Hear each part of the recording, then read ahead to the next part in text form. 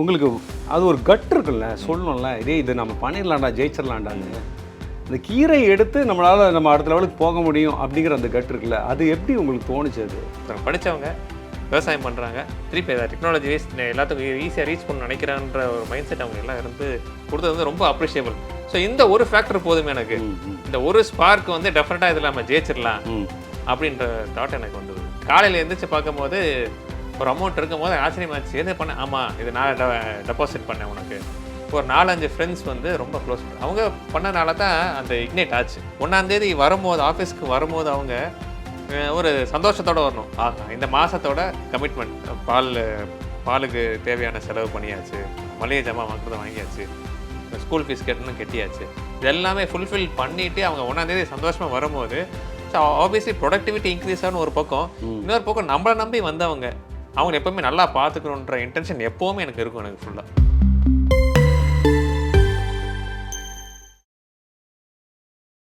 இப்போ உங்களுடைய start up ஆரம்பிச்சிங்க, அது ஃபேமிலி சப்போர்ட் பண்ணிட்டாங்க, இப்போ ரன்வேயில் ஆரம்பிச்சிட்டிங்க.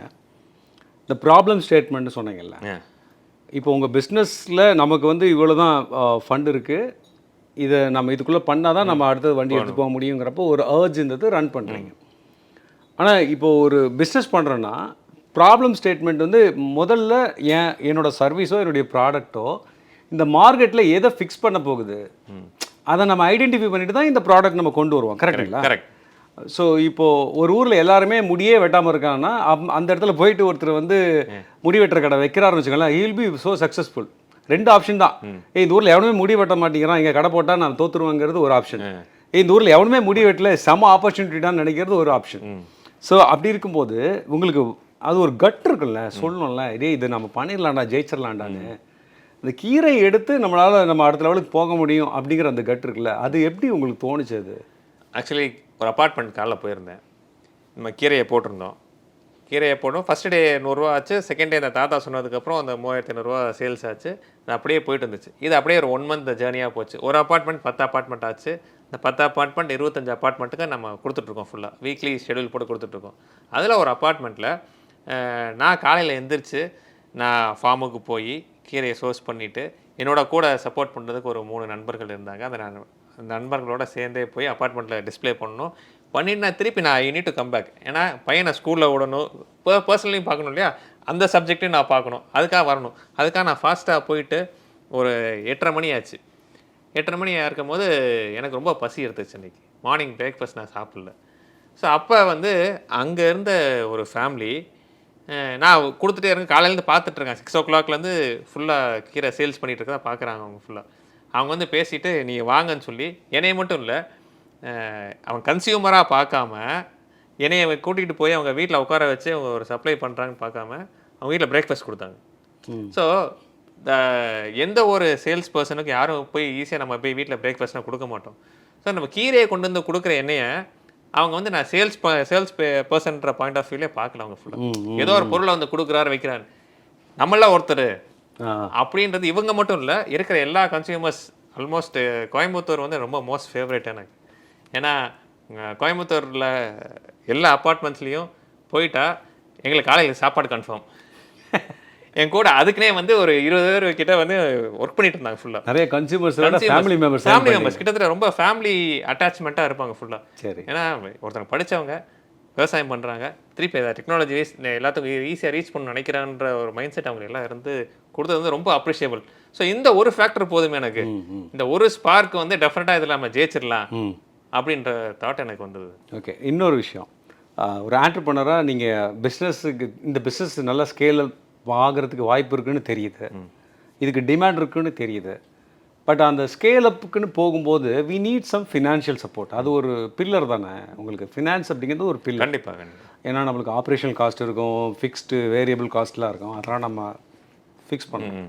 அப்படி இருக்கும்போது இனிஷியலாக நம்மளுக்கு வந்து இந்த ஃபண்டிங்னு ஒன்று இருக்குது. அது நீ பண்ணுறா, நான் வந்து நிற்கிறேன், ஸ்ரீராம் பண்ணுறாப்புலப்பா, நல்லா பண்ணுறாப்புலப்பா, அவருக்கு நம்ம சப்போர்ட் பண்ணலாமா அப்படின்னு அந்த நோன் சர்க்கிள்லேருந்து ஃபஸ்ட்டு செட் ஆஃப் பீப்புள் வரணும். அதை ஏர்ன் பண்ணுறது ரொம்ப கஷ்டம். கண்டிப்பாக. ஓகேங்களா? நல்ல நண்பர்கள் ஏர்ன் பண்ணிடலாம். நம்ம பண்ணுற ஒரு தொழில் வந்து நல்லா போகணும், நல்லா போகும் அப்படின்னு நம்பி உள்ள பைசா போட வரவங்க ரொம்ப கம்மி பேர் தான் இருப்பாங்க. பட் அந்த நம்பிக்கை கிரியேட் பண்ணுறது பெரிய விஷயம். நம்மளோட எய்ம் வந்து அவங்களோட நம்பிக்கை ஈர்த்து பணம் எடுக்கிறது கிடையாது. கரெக்ட். நம்மளோட எய்ம் இஸ் டிஃப்ரெண்ட்டு. அது சொல்லுவாங்கல்ல, இந்த யூனிவர்ஸ் கிட்ட இருந்து நீங்கள் மேனிஃபெஸ்ட் பண்ணி விட்டுட்டீங்கன்னா அது என்ன நீங்கள் பண்ணணும்னு நினைக்கிறீங்களோ அதுவாக அமைச்சு கொடுக்கும்னு சொல்லுவாங்கல்ல. கண்டிப்பாக அந்த மாதிரி அந்த ஃபர்ஸ்ட் செட் ஆஃப் ஃபண்டிங் உள்ளே வந்துச்சுல உங்களுக்கு, அது எப்படி, யார் மூலம் வந்தது, எப்படி அது ஃபர்ஸ்ட் ஸ்டார்ட் ஆச்சு, யார் பண்ணாங்க? இனிஷியலாக வந்து என்னோட ஏர்னிங்ஸில் வந்து நான் ஸ்டார்ட் பண்ணேன், பூட் ஸ்டார்ட் பண்ணி கீரைக்கடை.comனு ஸ்டார்ட் பண்ணி இந்த ஷோரூமை ஸ்டார்ட் பண்ணி போனேன். இந்த மீடியா பீப்புள்ஸ் எல்லாம் வந்தாங்க. அதாவது என்னோடய ஸ்டோரியை வந்து நான் சொல்கிறத காட்டி இன்னொருத்தவங்க வந்து எடுத்து சொல்கிறாங்க. அதுவும் மீடியா பீப்புள் வந்து இந்த ஸ்டோரியை வந்து எடுத்து சொல்லும் போது நோன் ஃப்ரெண்ட்ஸே வந்து ரொம்ப வந்து சந்தோஷப்பட்டாங்க. ஃபஸ்ட்டு வந்து ரொம்ப பெருமைப்பட்டாங்க, அப்புறம் சந்தோஷப்பட்டாங்க. அதுக்கப்புறம் வந்து சில சர்க்கிள்ஸ், க்ளோஸ் சர்க்கிள்ஸே வந்து எனக்கு அவங்களே ஃபன் பண்ணாங்க. வாலண்டியராக வந்து எனக்கு தெரியும் டெஃபினட்டாக நீ வேலையை விட்டுட்டு வந்திருக்க, ஸ்டார்ட் அப் பண்ணியிருக்க, உன் ஃபேமிலியோட போயிருக்க, உனக்கு இந்த பணம் தேவைப்படும் அப்படின்னு சொல்லி என் அக்கௌண்ட் நம்பர் மட்டும் கேட்டாங்க. கீரைக்கடை.com அக்கௌண்ட் நம்பர் கொடுத்தேன். அந்த அக்கௌண்ட் நம்பருக்கு அவங்களால முடிஞ்ச ஃபண்ட்ஸ் எடுத்து போட்டாங்க. எனக்கு ஆச்சரியமாக இருந்துச்சு. ஒரு 4 ஃப்ரெண்ட்ஸ் நம்பர்லாம் கொஞ்சம் வாங்கி கொடுத்தீங்கன்னா கண்டிப்பாக. ஏன்னா அந்த மாதிரி ஃப்ரெண்ட் சர்க்கிள் வந்து இனிஷியலாக சொல்லி பூட் ஸ்டார்ட் பண்ணாங்க. எனக்கு பண்ணும்போது எனக்கு காலையில் எழுந்திரிச்சு பார்க்கும்போது ஒரு அமௌண்ட் இருக்கும்போது ஆச்சரியமாக இருந்துச்சு. எது பண்ண? ஆமாம், இது நான் டெபாசிட் பண்ணேன் உனக்கு. ஒரு 4-5 ஃப்ரெண்ட்ஸ் வந்து ரொம்ப க்ளோஸ் பண்ண அவங்க பண்ணனால தான் அந்த இக்னைட் ஆச்சு. இந்த இனிஷியலாக ஒலிம்பிக் டார்ச் ஏற்றி வைக்கிற மாதிரி கீரைக்கடைக்கு ஏற்றி வச்சாங்க. ஸோ அது ஏற்றி வச்சது இன்னும் வந்து எரிஞ்சிட்ருக்கு, இப்போ வரையும் எரிஞ்சிட்ருக்கு. நல்ல விஷயம். ஆக்சுவலி உங்களோட விஷன் கரெக்டாக இருந்ததுனால, நீங்கள் பியூராக இருந்ததுனால அந்த கான்ஃபிடென்ஸ் வந்து அவங்களுக்கு இருக்குது. மோர் தென் நமக்கு தெரிஞ்ச பையங்கிறத விட இப்போ உங்கள் மேலே ஒரு கான்ஃபிடென்ஸ் இருக்கிறத தாண்டி நீங்கள் பண்ணுற ஒரு விஷயத்து மேலே கான்ஃபிடென்ஸ் வருது. ஓகே, இது வந்து இது வந்து வயபிள், இது வந்து கண்டிப்பாக ஸ்கேல் பண்ண முடியும், டெஃபினட்டாக இது டிமாண்டான ப்ராடக்ட் இது ஃபுல்லாக. அப்போ நீங்கள் ஒரு ஸ்ட்ராங்கான ப்ராடக்டை பில்ட் பண்ணுறீங்க. பிஃபோர் பில்டிங் த ஸ்ட்ராங்கான ப்ராடக்ட் என்னை பொறுத்த வரைக்கும் முக்கியம்னா ஃபார்மிங் த டீம். இப்போது நம்ம ஒரு பிஸ்னஸ் பண்ண வரோம், அந்த ரைட்டான டீமை அசம்பிள் பண்ணோம்ல. கரெக்ட். இப்போ 2007 வந்து தோனி வந்து வேர்ல்ட் கப்பு அனுப்புகிறாங்கல்ல, சவுத் ஆஃப்ரிக்காவில் ஃபஸ்ட்டு T20 சீரிஸ் ஆரம்பிக்கும் போது அவர்கிட்ட கொடுத்த ஆளுங்கெல்லாம் பார்த்தீங்கன்னா, இதெல்லாம் வச்சுட்டு இவன் எங்கடா ஜெயிக்க போகிறான் அப்படின்னு சொன்னாங்க. ஆனால் Dhoni pick the right people. அவருக்கு தெரியும் இவனுக்கு இந்த பொட்டன்ஷியல் இருக்குது, இவனுக்கு கொண்ட முடியும், எனக்கு இந்த டீமை கொடுங்க, நான் கூப்பிட்டு போகிறேன்னு போய் ஜெயிச்சும் காட்டினார்னு வச்சுக்கோங்களேன். இப்போ அந்த மாதிரி farming the right team is very very important. Correct. So அப்போது அந்த ஃபஸ்ட்டு நீங்கள் இந்த மாதிரி நான் பண்ணுற போகிறேன்பா அப்படின்னு சொல்லி இந்த டீம் ஃபார்ம் பண்ணும்போது ஒருத்தர் ஒரு எம்ப்ளாயி வந்திருப்பார்ல. ஆமாம். அவங்க யார், அதுக்கப்புறம் அந்த டீம் எப்படி ஃபார்ம் பண்ணீங்க, அதை பற்றி சொல்லுங்கள். ஆக்சுவலாக நான் ஸ்டார்ட் பண்ணும்போது மகேஷ்னு ஒரு பையன், அவர் இப்போ வேறு இடத்துல நல்ல இடத்துல இருக்கார். அவர் இனிஷியலாக ஸ்டார்ட் பண்ணும்போது நான் பழைய கம்பெனியில் கன்சல்டண்ட்டாக இருக்கும் போது அவர் அங்கே ஒர்க் பண்ணிகிட்டு இருந்தார் ஃபுல்லாக.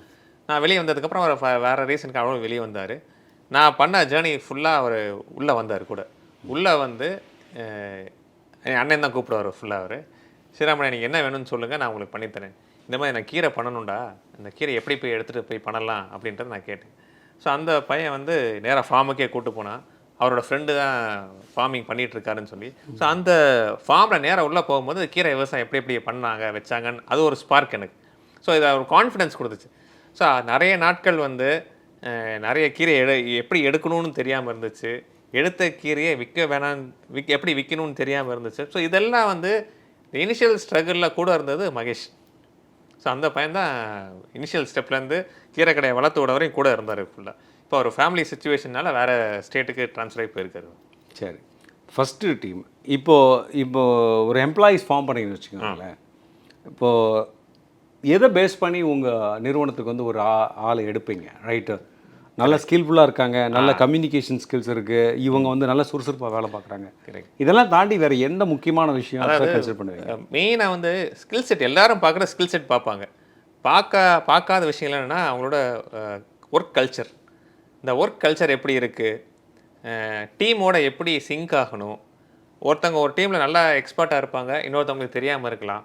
ஸோ அந்த தெரிஞ்சவங்க தெரியாதவங்களை எப்படி வந்து சொல்லி கொடுத்து அதே டீமில் ஒரே வேவ் லென்த்தில் ட்ராவல் பண்ண வைக்கிறாங்க. அதுவும் இல்லாமல் முக்கியமான விஷயம், ஃபவுண்டரோட விஷன் ஒன்று இருக்கும். அந்த விஷனில் ஃபவுண்டர் ட்ராவல் பண்ணிட்டே இருப்பார். அவரை திரும்பி பார்க்கும்போது சப்போர்ட்டிவாக அந்த டீமு கூடயே சேர்ந்து ட்ராவல் பண்ணணும். அதுதான் ரொம்ப ரொம்ப முக்கியமான விஷயம். ஸ்கில்ஸ் வந்து நான் 20% தான் நான் சொல்லுவேன். ஒரு அடுத்த 20% வந்து ஒர்க் கல்ச்சர், தென் அவங்களோட ஆட்டிடியூட், டீமோட எவ்வளோ இன்வால்வ் ஆகிறாங்க, அதுமாதிரி டீமோட சேர்ந்து சிங்க் ஆகி ட்ராவல் பண்ணுறாங்க. சேர்ந்து ட்ராவல் பண்ணும்போது ஆட்டோமேட்டிக்காக யாராவது பின்னாடி இருந்தால் அவங்களும் சேர்த்து கூட்டு போயிடுவாங்க. ஸோ நான் வந்து என்னோட டீமுக்கு வந்து ஒர்க்கு கொடுக்க மாட்டேன். I give them responsibility. இதுதான் உங்களோட ரெஸ்பான்சிபிலிட்டி, இந்த டாஸ்க்கு நீங்கள் பண்ணி முடிச்சிடணும், அவ்வளோதான். அவங்க அதை ரெஸ்பான்சிபிளாக எடுத்து, ஆக்சுவலி கீரை கடைன்றது கீரை கடை இட்ஸ் அ ஃபேமிலி. ஓகே, நான் போனாலும் சரி, இப்போ மதியம் லஞ்ச் எங்கே வேணும்னு சொல்லி நான் மதுரை பிரான்ச்சுக்கு நான் போனேன்னா எல்லாருமே குஷியாயிருவாங்க ஃபுல்லாக.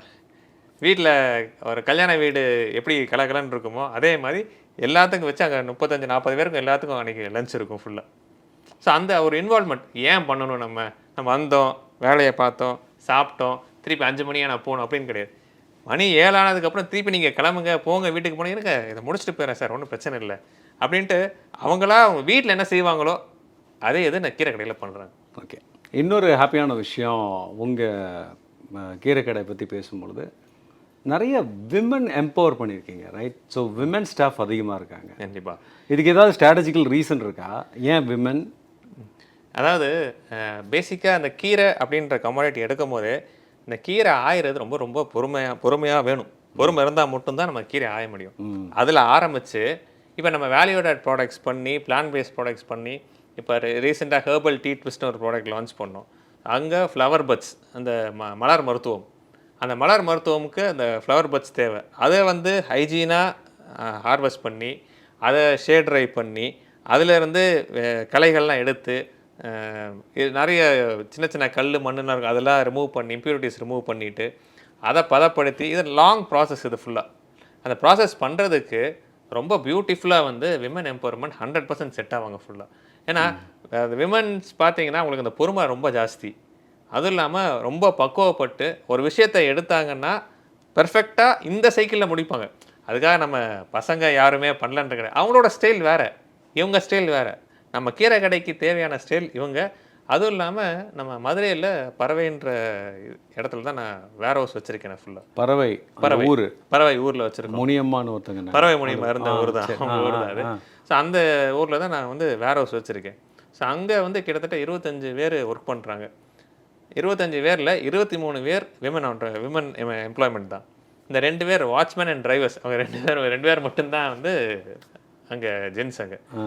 ஆனால் எல்லாருமே ஒரு ஃபேமிலியாக இருப்பாங்க ஃபுல்லாக. கரெக்ட். அவங்க வந்து ஒரு டாஸ்க் கொடுத்துட்டா அந்த டாஸ்க்கை எப்படினாலும் ஃபுல்ஃபில் பண்ணி முடிக்கணும். இந்த கம்பெனியை இந்த க்ரோத்லேருந்து அடுத்த க்ரோத்து கொண்டு போகணுன்னு நான் நினைக்கிறத காட்டியும் அவங்க நினைக்கிறது தான் ஜாஸ்தி. நீங்கள் சொன்னதெல்லாம் வச்சு பார்க்கும்போது உங்களுடைய ஆர்கனைசேஷனை லைக் நான் ஒரு ஃபேமிலி மாதிரி, ரைட்? இப்போ அந்த ஃபேமிலி வந்து நம்ம ஒரு ஹாப்பியாக வச்சுக்கணும். கண்டிப்பாக. It's very very important for any entrepreneur. Employees வந்து அந்த வெல்னஸ், அந்த ஒர்க்கிங் என்வாயர்மெண்ட் வந்து பாசிட்டிவாக வச்சுக்கிறது. ஸோ அதெல்லாம் இருந்தாலே ஆட்டோமேட்டிக்காக ரிசல்ட் வந்து நல்லா ப்ரொடியூஸ் பண்ணணும்னு சொல்லுவாங்க, ரைட்டாக? கீப்பிங் ஒரு ப்ரொடக்டிவிட்டி. ஆமாம். ஸோ அந்த மாதிரி உங்கள் எம்ப்ளாயீஸை வந்து பார்த்துக்கிறதுக்கு நீங்கள் ஏதாவது ஃபாலோ பண்ணுறீங்களா? எப்படி பார்த்துக்குவீங்க? கண்டிப்பாக. பேசிக்காக எல்லாரும் வந்து ஒரு கமிட்மெண்ட்டுக்காக ஒர்க் பண்ணுறாங்க, வராங்க, ஒர்க் பண்ணுறாங்க. அவங்களுக்கு நம்ம ஹானர் பண்ணுறது எப்படி ஹானர் பண்ணுவோன்னா, எல்லாத்துக்கும் மந்த்லி சேல்ரி வந்து பண்ணுறது வந்து என்னையை பொறுத்த வரைக்கும் மந்த் எண்டு. இது எல்லா ஸ்டார்ட் அப்ஸும் பண்ணுறாங்களான்னு தெரியல, ஆனால் நான் டெஃபினட்டாக நான் ஃபாலோ பண்ணுறேன் இதை. 31 ஈவினிங் 5 மணிக்கு எல்லாத்தோட சேலரி அன்றைக்கி போய் ஆகணும். அப்பாடி சேலரி போட்டேன் அப்படின்ற காட்டேன், அப்பாடி எல்லோரும் வந்து கமிட்மெண்ட்டை நான் ஃபுல்ஃபில் பண்ணிட்டேன் அப்படின்ற சந்தோஷம் எனக்கு என்றைக்குமே இருந்துச்சு ஃபுல்லாக. அவங்களும் சாட்டிஸ்ஃபைடு, யூர் ஆல்சோ 100% அவங்க ரொம்ப ரொம்ப சாட்டிஸ்ஃபைடு. ஏன்னா 1ஆம் தேதி வரும்போது, ஆஃபீஸ்க்கு வரும்போது அவங்க ஒரு சந்தோஷத்தோடு வரணும். ஆஹா, இந்த மாதத்தோட கமிட்மெண்ட், பாலுக்கு தேவையான செலவு பண்ணியாச்சு, மளிகை ஜாமான் வாங்குறத வாங்கியாச்சு, ஸ்கூல் ஃபீஸ் கேட்டணும் கெட்டியாச்சு, இது எல்லாமே ஃபுல்ஃபில் பண்ணிவிட்டு அவங்க 1ஆம் தேதி சந்தோஷமாக வரும்போது, ஸோ ஆப்வியஸ்லி ப்ரொடக்டிவிட்டி இன்க்ரீஸ் ஆகணும் ஒரு பக்கம். இன்னொரு பக்கம் நம்மளை நம்பி வந்தவங்க அவங்க எப்போவுமே நல்லா பார்த்துக்கணுன்ற இன்டென்ஷன் எப்போவுமே எனக்கு இருக்கும், எனக்கு ஃபுல்லாக. ஓகே, நீங்கள் அதை சொல்ல தேவையில்லை ஸ்ரீராம். ஸோ நான் அதை வந்து பர்சனலாகவே அனுபவிச்சிருக்கேன். I am super happy that. So ஒவ்வொரு ஆண்டர்ப்ரனருக்குமே வந்து ஒரு சேலஞ்ச் வந்து கீப்பிங் தேர் எம்ப்ளாயீஸ் ஹாப்பி. ஏன்னா சம்டைம்ஸ் நம்ம வந்து ஒரு கோலை நோக்கி ஓடிட்டுருப்போம். அப்போ ரொம்ப தூரம் ஓடி பிறகு திரும்பி பார்த்தோம்னா நம்ம எம்ப்ளாயெல்லாம் தூரமாக எங்கே உட்காந்துருப்போம். அப்போ நம்ம ஓடும்போது அவங்களையும் சேர்த்து கூட்டி ஓடி வரணும், ரைட்டா? ஸோ அப்பப்போ நம்ம செக் பண்ணிகிட்டே இருக்கணும், அவங்க கரெக்டாக தான் இருக்காங்களா, இன்டாக்டாக இருக்காங்களா. நம்ம ப்ராடக்ட்டில் இப்போ ஒரு குவாலிட்டி கண்ட்ரோல்னு எடுத்துட்டிங்கன்னா அந்த குவாலிட்டி கண்ட்ரோலை கரெக்டாக பண்ணுறாங்களா, பேக்கிங்னு வந்துட்டு அந்த டிபார்ட்மெண்ட்டில் பேக்கிங் கரெக்டாக நம்ம சொல்லக்கூடிய SOPஸ்லாம் ஃபாலோ பண்ணுறாங்களா, ஒரு ப்ராடக்ட் ஒரு இடத்துலேருந்து இன்னொரு இடத்துக்கு அனுப்பணும் அப்படின்னா வந்து கரெக்டாக ஷிப்மெண்ட் வந்து ஆன் டைமுக்கு அனுப்பணும். இப்போ அந்த டிபார்ட்மெண்ட் கரெக்டாக வேலை பார்க்கணும், ரைட்? கண்டிப்பா, அக்கௌண்ட்ஸ் டீம் அப்படியே ப்ராப்பராக ஒர்க் பண்ணணும், லைக் ஆப்ரேஷனல் டீம் ப்ராப்பராக இருக்கணும். இவங்க எல்லாரையும் வந்து ஒரு சின்க்ரனைஸ் பண்ணி கூட்டிகிட்டு போகிறது ஒரு பெரிய சேலஞ்சு தான், ரைட்டா? கண்டிப்பாக ஒரு எல்லா start up entrepreneurs and founders வந்து இந்த மாதிரி ஒவ்வொரு விங்காக வந்து நான் ஸ்ப்ளிட் பண்ணி வச்சுக்குவேன். பேசிக்காக வந்து ஃபினான்ஸ் டிபார்ட்மெண்ட் தனியாக இருக்கும், QSC டிபார்ட்மெண்ட் தனியாக இருப்பாங்க, ஹார்வெஸ்டிங் அண்ட் ஃபார்மர்ஸ் ரிலேஷன்ஷிப் தனியாக இருப்பாங்க ஃபுல்லாக. ஏன்னா ஃபார்மர்ஸை பொறுத்த வரைக்கும் நீங்கள் SOPனா போட்டு வேலை பார்க்க முடியாது. அவங்கள்ட்ட வந்து சீடு கொடுத்துட்டா வார்த்தை தான். அந்த வார்த்தையில் வந்து நான் கொடுக்குறேன் அப்படின்னு சொல்லிட்டாங்கன்னா டெஃபினட்டாக அவங்க கொடுத்துருவாங்க. அதில் வந்து எந்த வித மாற்று கருத்தே கிடையாது. அது ஒரு டிபார்ட்மெண்ட். தென் டிரான்ஸ்போர்ட்டேஷன் லாஜிஸ்டிக்ஸ் அது ஒரு டிபார்ட்மெண்ட், சப்ளை செயின் ஒரு டிபார்ட்மெண்ட். ஸோ ஒரு டிபார்ட்மெண்ட் 2 பேர் இருந்தாலும் பரவாயில்ல, ஆனால் அதுக்கும் ஸ்பெசிஃபிக்காக டிபார்ட்மெண்ட். கஸ்டமர் சப்போர்ட்டுக்கு ஒரு டிபார்ட்மெண்ட். இதில் நான் ரொம்ப வந்து ஸ்பெசிஃபிக்காக இன்வால்வ் ஆகிற டிபார்ட்மெண்ட் வந்து கஸ்டமர் சப்போர்ட் தான். இந்த கிளையண்ட் ரிலேஷன்ஸ் வந்து பேசிக்காக நான் வந்து கிளையண்ட் ரிலேஷன் பேக்ரவுண்ட்லேருந்து வந்தனால நான் பேசிக்காக ரிவ்யூஸ் பார்க்கும்போது எது வந்து நம்மளுக்கு வந்து ஒரு மனக்கசப்பான ரிவ்யூ யாராவது கஸ்டமர்ஸ் கொடுத்துருக்காங்க அப்படின்னா அதை தான் நான் ஃபஸ்ட்டு எடுப்பேன். நான் போய் ஃபஸ்ட்டு எடுத்து அந்த கஸ்டமர் டேரெக்டாக நானே கால் பண்ணி எதுக்காக நீங்கள் இப்படி மனக்கசப்பாக இருக்கீங்க, என்ன விஷயம் வந்து உங்களை இவ்வளோ தூரம் கொண்டு வந்துச்சு அப்படின்ட்டு ஓப்பனாக சொல்லுங்கள். ஃபஸ்ட்டு அவங்க சொல்கிறத ஃபுல்லாக நான் கேட்பேன். கேட்டுட்டு இது எல்லாமே எங்கே நடக்கும்னா எங்கள் கான்ஃபரன்ஸ் ஹாலில் எல்லா டீம் மெம்பர்ஸ் உட்கார வச்சு தான் நான் ஸ்பீக்கரில் போட்டு தான் பேசுவேன். சில பேர் திட்டுவாங்க, ஃபஸ்ட்டு திட்ட விட்டுறணும். நம்ம ஏதோ ஒரு தப்பு பண்ணியிருப்போம், அதனால தான் அந்த கஸ்டமர் வந்து நம்ம சத்தம் போடுறாங்க. சரி, திட்டினதுக்கப்புறம் சாரி சார், நான் இந்த விஷயத்துக்காக அப்படி பண்ண நினச்சோம், ஆனால் இப்படி ஆயிடுச்சு, எங்களுக்கு ஒரு வாய்ப்பு கொடுங்க, நெக்ஸ்ட் டைம் நான் கரெக்ட் பண்ணித்தரேன்னு சொன்னதுக்கப்புறம் யூ ஓன்ட் பிலீவ் இப்போ இருக்க எனக்கு லாங் டேர்ம் கஸ்டமர்ஸ் 5 இயர்ஸ் கஸ்டமர்ஸ்னால் இருக்கவங்க எல்லாமே ஃபஸ்ட் டைம் செகண்ட் டைம் வந்து எனக்கு நெகட்டிவ் ஃபீட்பேக் போட்டவங்க தான். அவங்கள வந்து வின்பேக் பண்ணி கொண்டு வரணும்னு இருக்குல்ல, அதுதான் வந்து நான் ஒரு பெரிய விஷயமாக நினைக்கிறேன். நான் அந்த ஸ்டார்ட் அப் கம்யூனிட்டியில் நிறைய பேர் இக்னோர் பண்ணிடுவாங்க. அவங்க நம்ம நெகட்டிவ் கமெண்ட்ஸ் கொடுக்குறாங்க, சரி அவங்களோட ஃபீட்பேக்கை கொடுக்குறாங்க, எதனால அப்படி போடுறாங்க அவங்கன்றதை ரொம்ப ஸ்க்ரூட்னி பண்ணி அதை அவங்கள வின்பேக் பண்ணி திருப்பி அவங்கள ரெக்கரிங் கஸ்டமராக கொண்டு வரணும். இதை பார்த்து டீம் எல்லாமே ஃபாலோ பண்ண ஆரம்பிச்சிருவாங்க.